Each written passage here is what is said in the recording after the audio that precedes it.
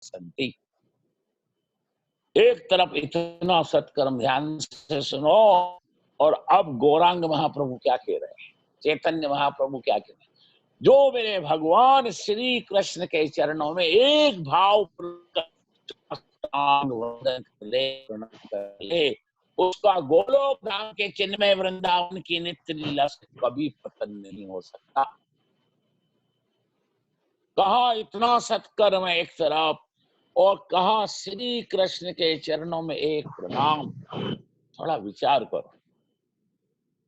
यही स्तुति भीष्म पितामह ने की भीष्म स्तवराज में। थोड़ा विचार करो। वंदन हृदय का भाव है। कई लोग आप देखना दीक्षा होने के बाद तुलसी की कंठी पहनते हैं। कोई एक, कोई दो, कोई तीन तीन तक कंठी पहनते हैं। कोई तुलसी की माला धारण करते हैं, कोई रुद्राक्ष की माला धारण करते हैं, कोई रक्त चंदन की माला धारण करते हैं।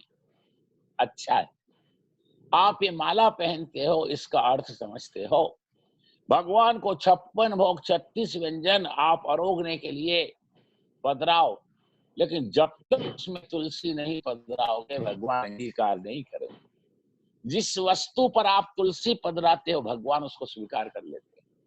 दीक्षा के बाद हरि भक्त, शिष्य, साधक भक्त जो तुलसी की कंठी या रुद्राक्ष की माला पहनता, उसका ये अर्थ है कि प्रभु आज से शरीर आपका हो गया, अब इस शरीर से मैं भोग नहीं भक्ति करूंगा।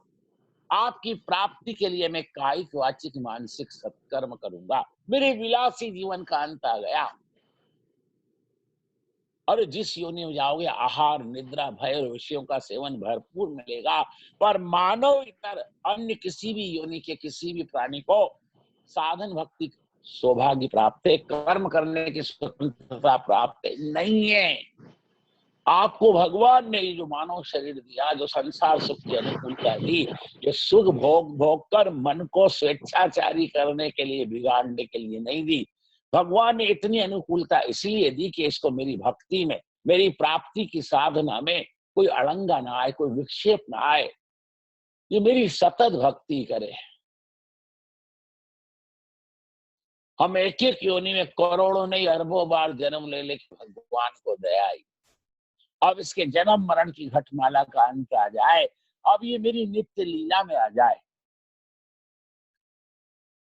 तुलसी की कंठी रुद्राक्ष की माला पहनने का ये भाव है। पर कई ऐसे हैं दीक्षा होने के बाद तुलसी की कंठी रुद्राक्ष की माला धारण करने के बाद व्यसन और फैशन उनका नहीं छूटता, उनके विलासी जीवन का अंत नहीं आता। ध्यान दो।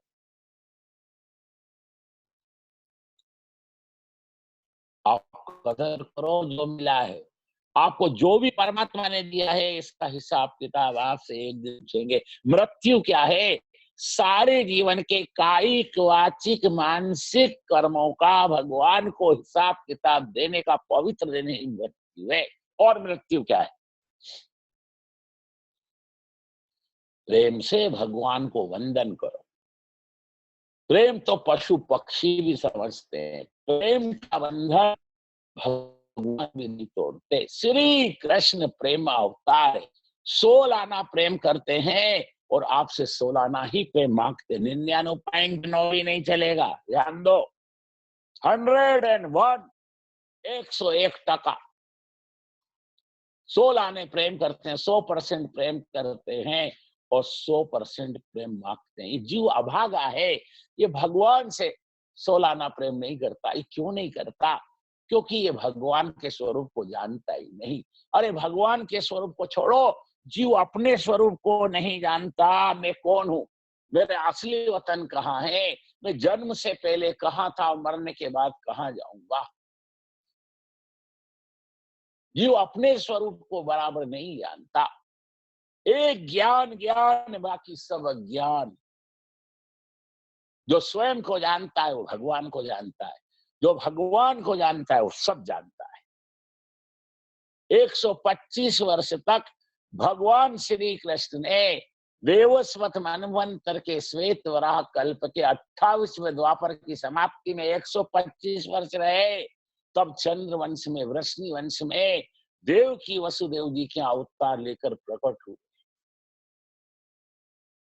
श्री कृष्ण लीला 3 भागों में बटी है। ब्रज लीला, जहां भगवान 11 वर्ष 52 दिन रहे, फिर मथुरा में कंस का उद्धार किया, भगवान की जनोही थोड़े दिन वहां रहे, मथुरा लीला। उसके बाद भगवान द्वारिका में रहे। 125 वर्ष तक धराधाम पर भगवान ने लीला की। आपने भागवत पढ़ी भी है, सुनी भी है, सत्संग भी करा है और कर भी रहे हो। आप बताओ, श्री कृष्ण को प्रेम से किसने बांधा? बोलो। न राधा ने, न रुक्मणी ने, न सत्यभामा ने, न जामवती ने, न कालिंदी ने, न मित्रवृंदा ने, न नागनिजीति ने, न सत्या ने, न लक्ष्मणा ने, न वो 16,100 रानियों ने, किसी ने नहीं बांधा। श्री कृष्ण को प्रेम से मां यशोदा ने बांधा। यशोदा मैया वात्सल्य भक्ति का अवतार है। ऐसी मां धरती पर हुई नहीं और होने वाली नहीं। सूरदास जी ने लिखा है, जो सुख सूर अमर मुनि दुर्लभ, सो नंद भामिनी पावे, यशोदा हरि पालने जुटावे। माखन लीला के अंतर्गत प्रसंग आता है, एक बार भगवान ने मैया से कहा, मैया मोए खावे को माखन दे, मोए घनी भूख लग रही। अरे लला, माखन तो है ही नहीं, अनेक दिवस को दही जमो है, अभी मैं दही मिलो के तो सिद्ध करके माखन दऊं। यशोदा मैया ढेर सारा माखन एक घड़े में कासे के घर घर घर घर माखन सिद्ध करने के लिए दही को भिलोने को। किसी काम से नंदराय जी ने यशोदा मैया को बुलाया। मैया अंदर नंद महल में गई, काम में उलझ गई। भगवान ने फिर आवाज दी, अरे मैया आना, मेरे को भूख लगी। मैया क्यों आने में विलंब हुआ? भगवान हिस्सा गए और फिर वो दही मही से भरे उस कांसे के घड़े को भगवान ने लुढ़का दिया, धुल गया। चारों तरफ दही मही, चारों तरफ धुल गया। आसपास मिट्टी के घड़ों में किसी में दूध था, किसी में मही था, किसी में दही था, उन सबको भगवान ने फोड़ दिया। सारे घर में दही मही बहने लगा। चटक चटक के मटकी के टूटने की ध्वनि मां ने सुनी। यशोदा मैया दौड़ कर आई, अरे राम, ये क्या किया? अभी तक तो तू गोपियों के घर घर जाकर माखन चुराता था, मटकियां तोड़ता था, आज से ये खेल तूने घर में चालू कर दिया। आज मैं लाला तेरे को छोड़ूंगी नहीं, आज मैं तेरे को बांधूंगी। यशोदा मैया ने घर की रस्सियां ली, उनको जोड़ा और फिर एक हाथ में बेत ली, जिसको कोई संटी कहता है, कोई कीमड़ी कहता है, कोई बेत कहता है। बेत ली, वो बेत अहंकार का प्रतीक है। यशोदा मैया का श्रीअंग स्थूल था। यशोदा मैया कन्हैया को पकड़ने दौड़ी, कन्हैया भाग गए। कोई भी अहंकार से संयुक्त सिद्ध कोटि का भी भक्त क्यों ना हो, वो भगवान को पकड़ नहीं सकता। भगवान उसके हाथ में नहीं आते। जब वो अहंकार से मुक्त हो जाता है, जब वो अहंकार का तीव्र ज्ञान भक्ति से त्याग कर देता है, तब भगवान हाथ में आते। चाहे वात्सल्य भक्ति ही क्यों ना हो, हाथ में मां आज संटी लेकर दौड़ी, रस्सी लेकर दौड़ी। आज मैं इसको बांधूंगी, आज मैं इसको छोड़ूंगी। भगवान हाथ में नहीं आए। यशोदा मैया पसीने पसीने हो गई, स्थूल शरीर होने से हांफने लगी, उसको श्वास भर गई, पसीने आ गए। फिर तो मैया ने वो संटी छोड़ दी। मेरे को बहुत हैरान करता, मेरे को पचा डालता, जा मैं तेरे से बोलूंगी नहीं, मैं तेरी तरफ देखूंगी नहीं। माँ ने जब संटी छोड़ी, वो छड़ी छोड़ी, अहंकार का त्याग किया, भगवान ने कहा, ले मैया बांध ले, क्या तू कितनी बातें बना, मैं तेरे को छोड़ूंगी नहीं। सारी रस्सियों को जोड़ा और मैया जब भगवान के हाथ बांधने लगी तो वो रस्सी 2 उंगल छोटी पड़ती है। बड़ा रहस्य भागवत समाधि वाचा का ग्रंथ। ये 2 उंगल रस्सी छोटी क्यों पड़ी? इसके 2 कारण, जीव का अहंकार और भगवान की माया, ये 2 कारण है वो रस्सी 2 उंगल छोटी पड़ी। ब्रज के भक्तों ने इसका एक भाव अलग से भी प्रकट किया। ऐश्वर्य शक्ति कहती है, श्री कृष्ण मेरे पति हैं, देखो मेरे पति को कैसे बांध सकती है। मेरे सामने मेरे पति को, भले ही ये मां है तो क्या हुआ, नहीं बांध सकती। वात्सल्य भक्ति कहती है, श्री कृष्ण मेरा पुत्र, आज मैं इसको बांधूं। मां झंझट में पड़ गई, बांध नहीं पाती। तब तो भगवान ने ऐश्वर्य शक्ति को यहाँ पर थोड़ा सा डांटा, जा यहाँ से, ये ब्रज प्रेम भूमि है, इस प्रेम भूमि ब्रज में तेरा क्या काम, जा, जब मैं द्वारकाधीश बनूंगा तब तू मेरी सेवा करने आना। द्वारिका में ऐश्वर्य, ब्रज में प्रेम है। ब्रज के ब्रजवासी हरि भक्त चार भाव से भगवान की भक्ति करते हैं। सबसे पहला है सख्य, फिर माधुर्य, फिर वात्सल्य, फिर दास्य। ये चार भाव से ब्रज में आज भी भक्ति होती है। भगवान ने ऐश्वर्य शक्ति को आज डांटा, तू यहाँ क्यों आई, जा, ये ब्रज प्रेम भूमि है, जब मैं द्वारिका में द्वारिकाधीश होकर आऊं तब तू मेरी सेवा कर। ऐश्वर्य शक्ति घबरा गई, ऐश्वर्य शक्ति रस्सी में से निकल गई। तब यशोदा मैया ने श्री कृष्ण के हाथ बांधे, पांव बांधे और फिर ऊखल से बांध दिया। भगवान जब अक्रूर जी के साथ वृंदावन से मथुरा जाने लगे कंस के बुलाने पर, तब भगवान ने जगत को बोल दिया, यशोदा मेरी मैया है, माँ के उपकार, माँ का प्रेम कन्हैया कभी नहीं भूलेगा।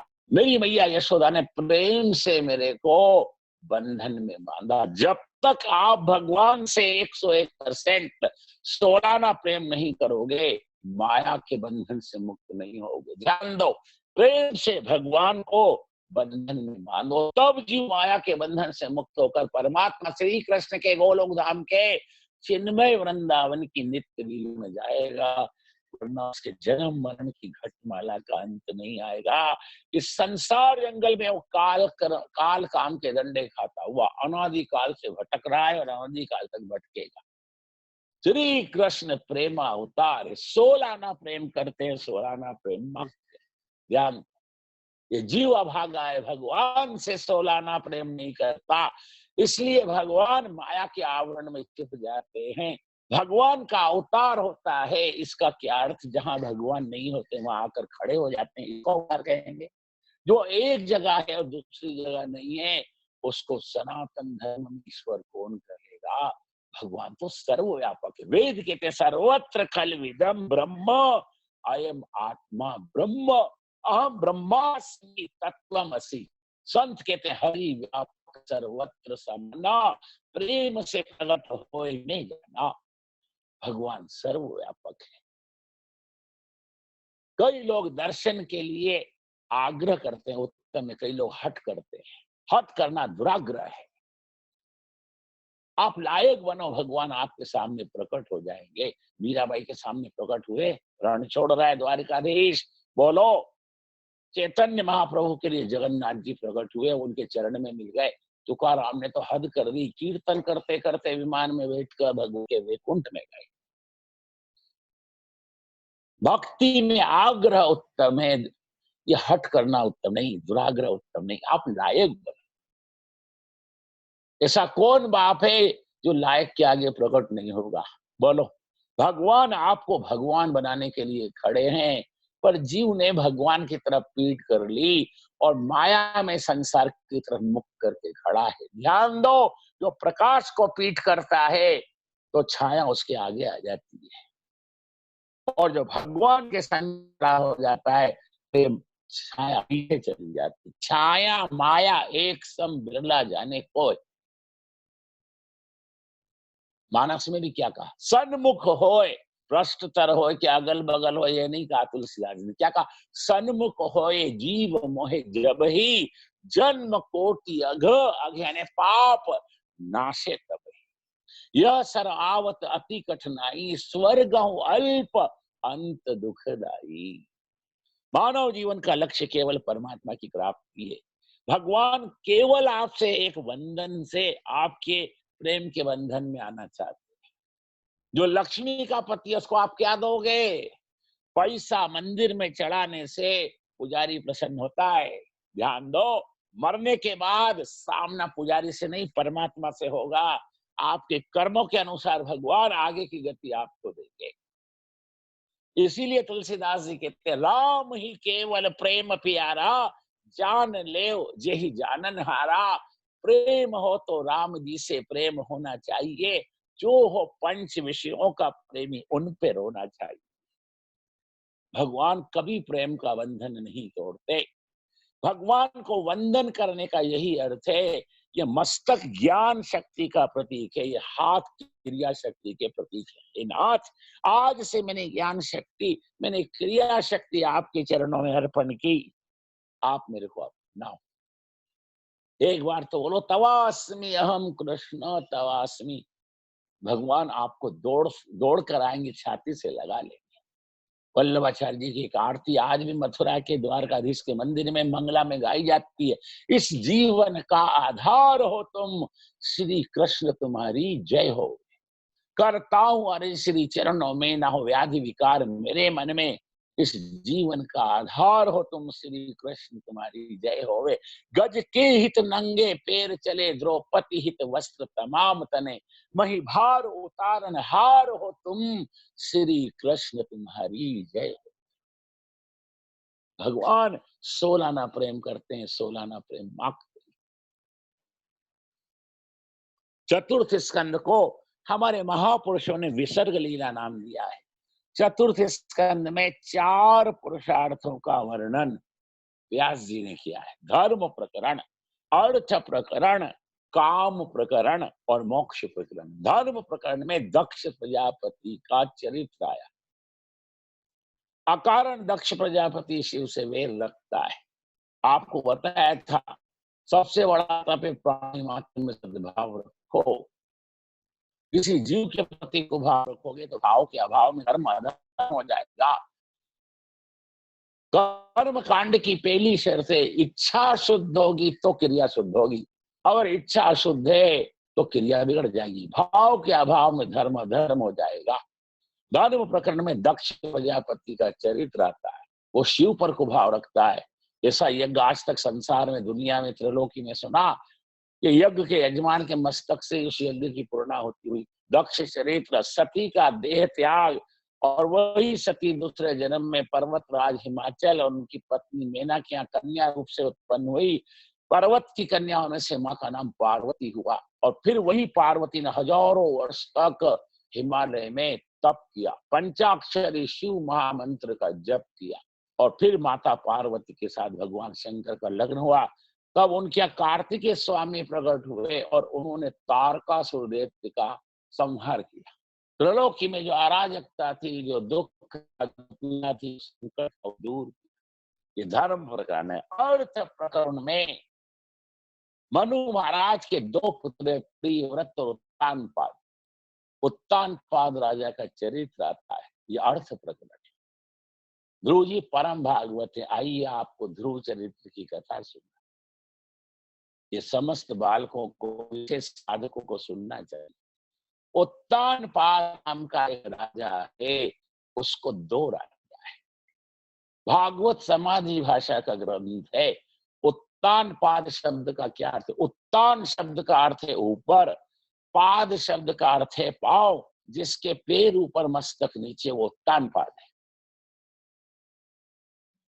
माँ के गर्भ में हम सभी उत्तानपाद हैं। बालक का जब जन्म होता है तो माँ के उदर से, पेट में से पहले मस्तक बाहर आता है, पांव पीछे से आते हैं।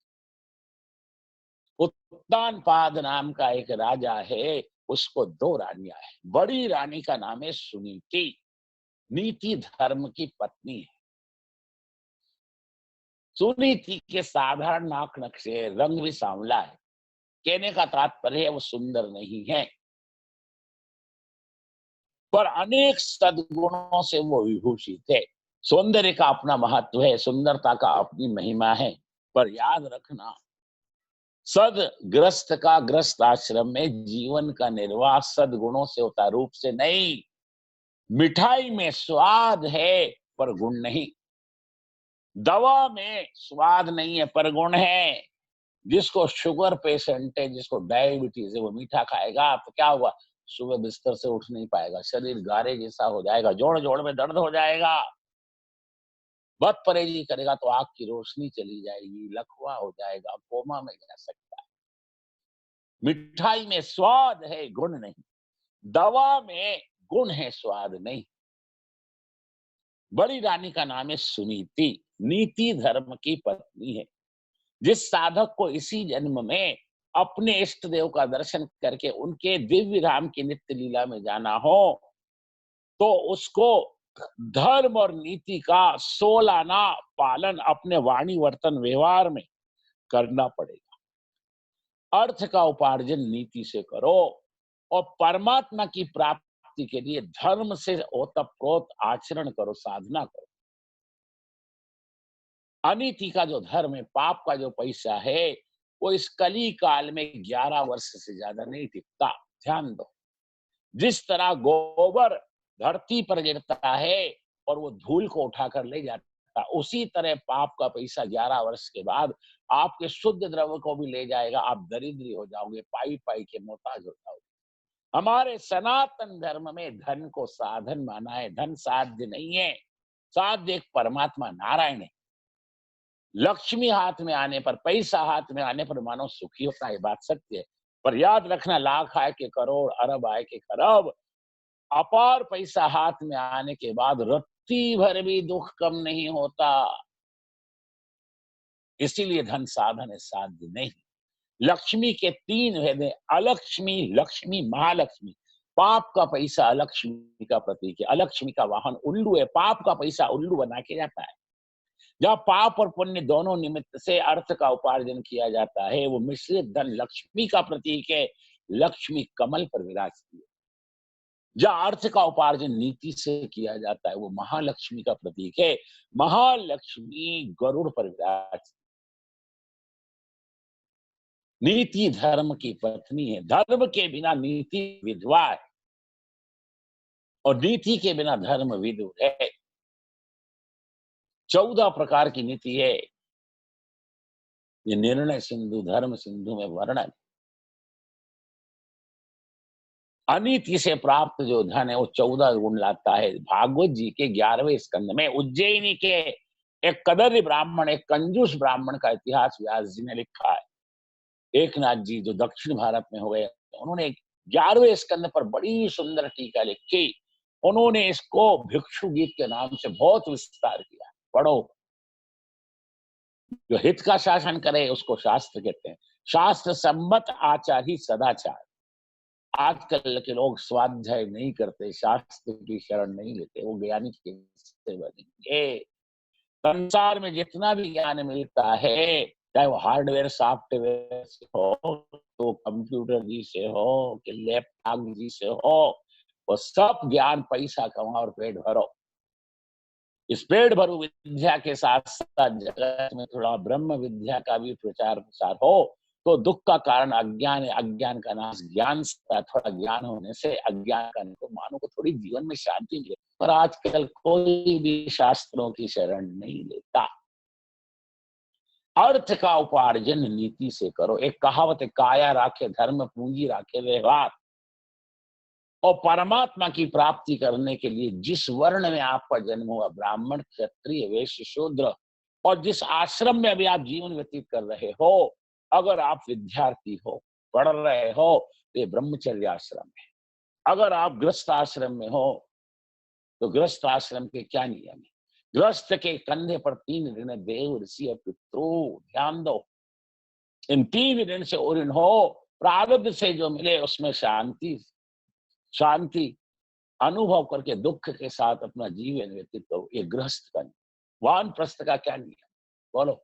वानप्रस्थ 4 प्रकार के होते हैं, फेनक, वालखिल्य, औदुंबर और शीलोच्च वृत्ति से जीविका धारण करने वाले। सन्यासी भी 4 प्रकार के होते हैं, बहुदक, कुटीचक, हंस और परमहंस। अपना धर्म किसी अन्य से ना पूछो, शास्त्र से पूछो, संत से पूछो, सदगुरु से पूछो। अर्थ का उपार्जन नीति से करो। अर्थ का दुरुपयोग व्यसन और फैशन में ना करो। अर्थ धर्म के लिए। ध्यान दो, लक्ष्मी किसी जीव की नहीं, लक्ष्मी किसी देव की नहीं। लक्ष्मी माँ है, माँ का उपयोग होता है। जो लक्ष्मी का स्वामी बनने की चेष्टा करता है, लक्ष्मी उसको खड्डे में फेंक देती है। ध्यान दो, अर्थ धर्म के लिए, व्यसन और फैशन में बर्बाद करने के लिए नहीं। पवित्र द्रव्य आएगा तो आपकी बुद्धि को नहीं बिगाड़ेगा, नहीं तो बुद्धि भ्रष्ट हो जाएगी।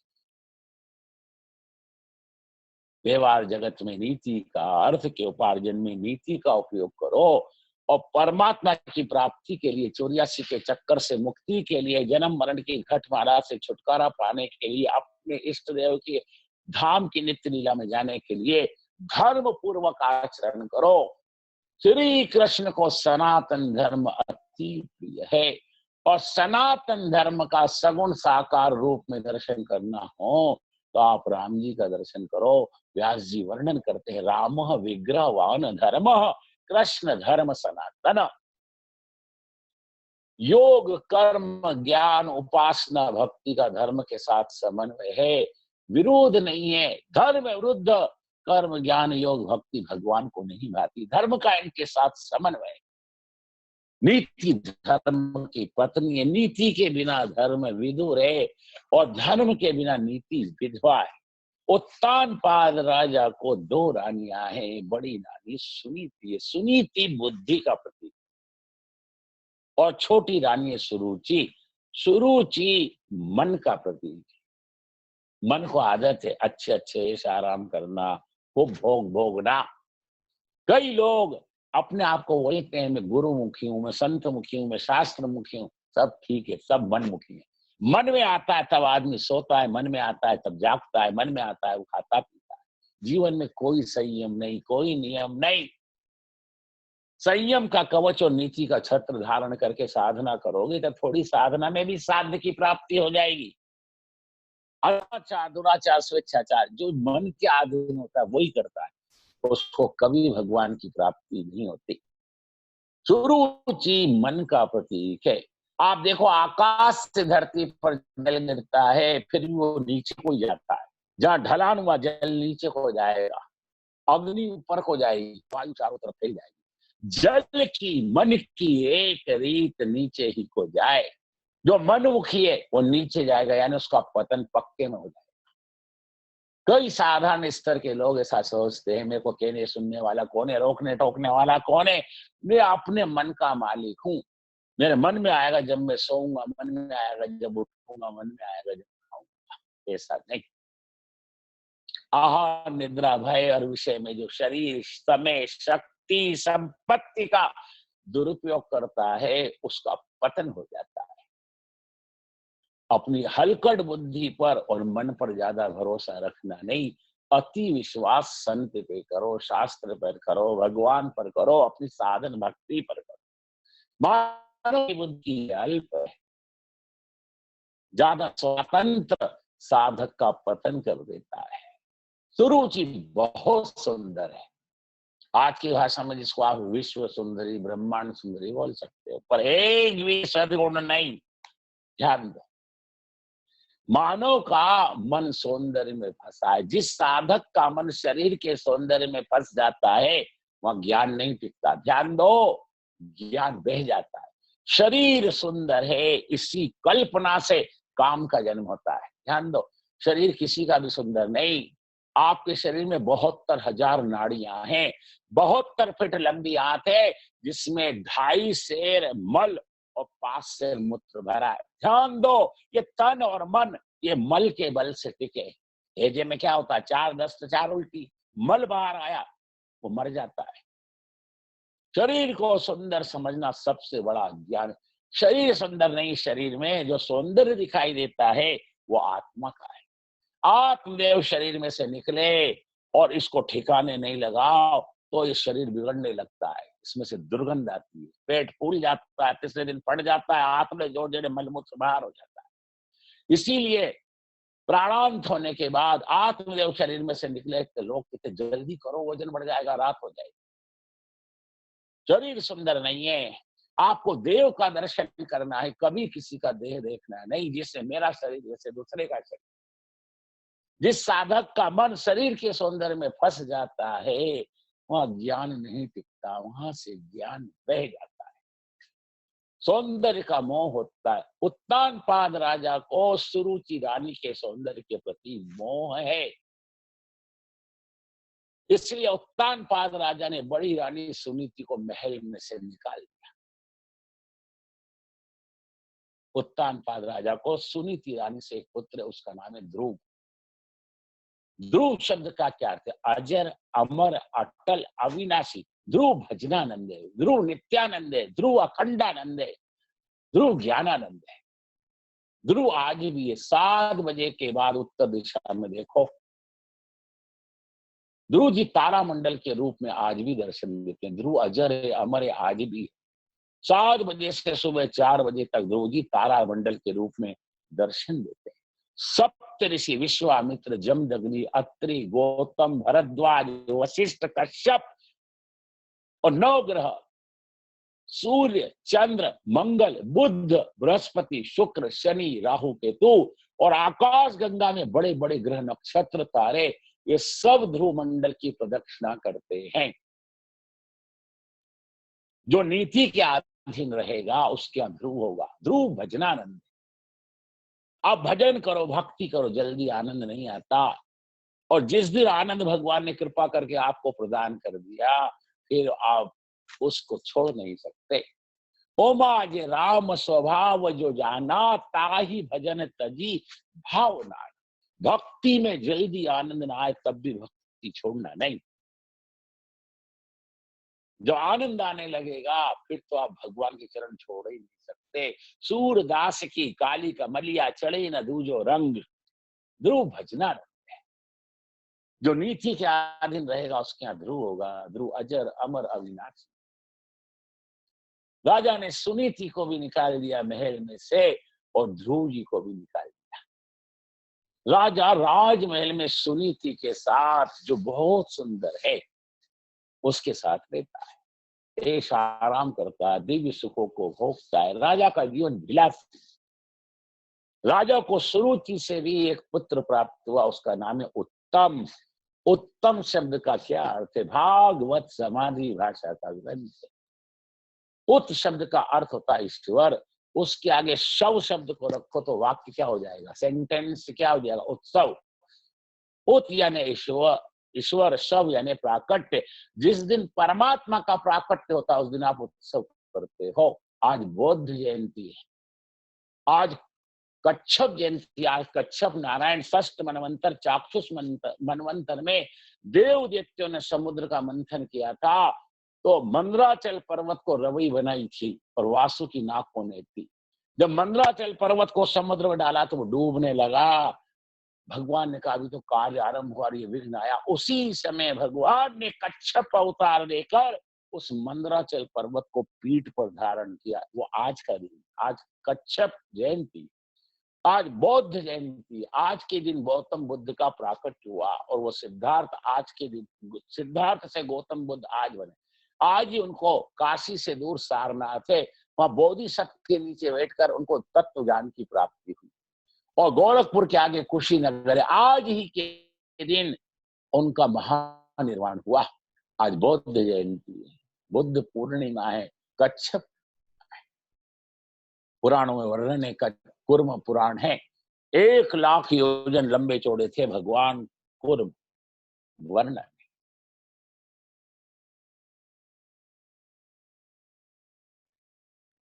भागवत सागर के जैसे एक में विस्तार हो तो दूसरे को संक्षेप करना ही पड़ता है। उत्तम शब्द का क्या है? उत यानी ईश्वर, शव शब्द रखा, उत्सव हो गया। उत यानी ईश्वर, शव यानी प्राकट। जिस दिन परमात्मा का अवतार होता, जगत के साधक आप जैसे हरिभक्त उत्सव करते। उत्सव शब्द के आगे से शव शब्द को हटाओ और उत, उत के आगे तम रखो। तम शब्द का क्या? तम शब्द का अर्थ है अज्ञान, अंधकार, अविद्या। उत शब्द के आगे तम शब्द को रखा गया, वाक्य क्या हो गया? उत्तम। अब क्या अर्थ हुआ? उत यानी ईश्वर, तम यानी अज्ञान। जो सुरुचि के अधीन रहेगा उसको भगवान का ज्ञान ही होगा। उत यानी ईश्वर, तम यानी अज्ञान। उत्तम विषयानंद है, ध्रुव भजनानंद है। आपके सामने दोनों रखे हैं, अब आपको क्या चाहिए? कौवे के पास रबड़ी रखो, श्रीखंड रखो और गंदगी रखो। अति अनुराग वायस को पाला, कबहु निरामिष होई है कागा। वो चोच काय में डालता? गंदगी में। ध्यान दो, चंदन पड़ा चमार के निस दिन घी से चाम। चंदन बेचारा क्या करे, पड़ा नित से काम। उत्तम विषयानंद है। आपको कितना अनुभव, सारे जीवन का, अनेक जन्मों का। संसार का कोई भी विषय 2-4 मिनट से ज्यादा नहीं टिकता। विषय भोगने के बाद कड़वे हो जाते हैं। विषयों में अल्प सुख, त्याग में अनंत शांति है। मन जब तक जिस विषय को नहीं भोगता, उसको भोगने के संकल्प, विकल्प और प्रयास करता है।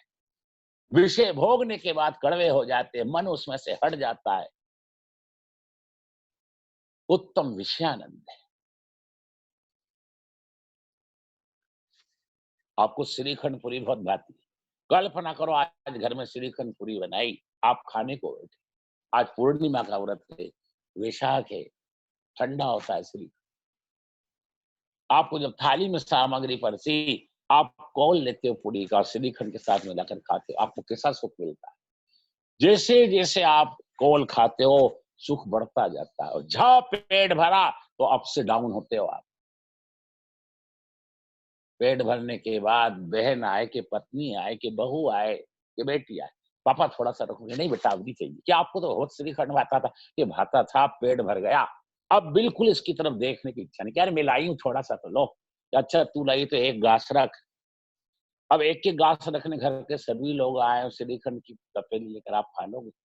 आपको कहना पड़ेगा, अगर आपने अब थोड़ा भी श्रीखंड रखा तो जो अंदर गया बाहर आ जाएगा। विषय भोगने के बाद कड़वे हो जाते, मन विषयों में से हट जाता है।